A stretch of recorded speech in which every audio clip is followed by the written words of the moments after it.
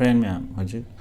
iCloud ki kamaina iCloud kanaba iCloud sijinnabiyu hajarake ko iCloud che dum kannei koi si je dum si iPhone gi da yawdab ni na ko iCloud haja koi Samsung gi da MI da yaw mai na ko adu gi khangbi ge tare adi koi ham da settings da changbiro si da ge settings da changa na settings da changa kan smile am lai ni na ko si without mode le na settings da changa tam da si nambiro adu si iCloud da nambiro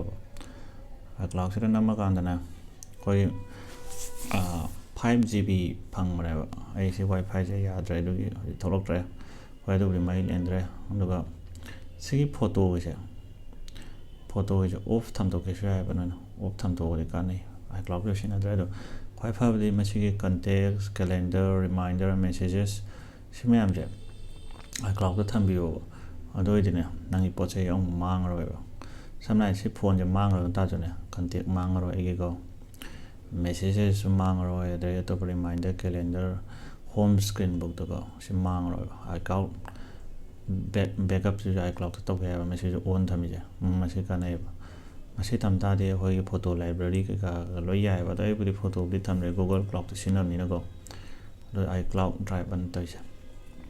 ki chen de kai de ki sam nai dai phone chinap ta na masi ki jam ka nei ai si phone ni mang ai ta jo ai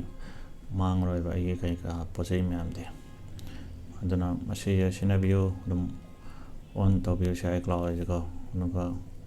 photo sinage su ya abdi ai ado photo sinadro su ya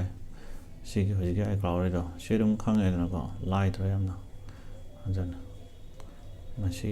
iCloud ki kana bai je adune koi photo mang ra khot pa su adum oi kana ra ne si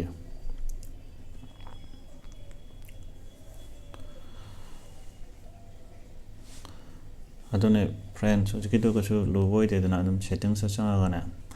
iCloud na dum tibiro aduga dum sangtharo aduga dum semtharo yaram ne do laidra adun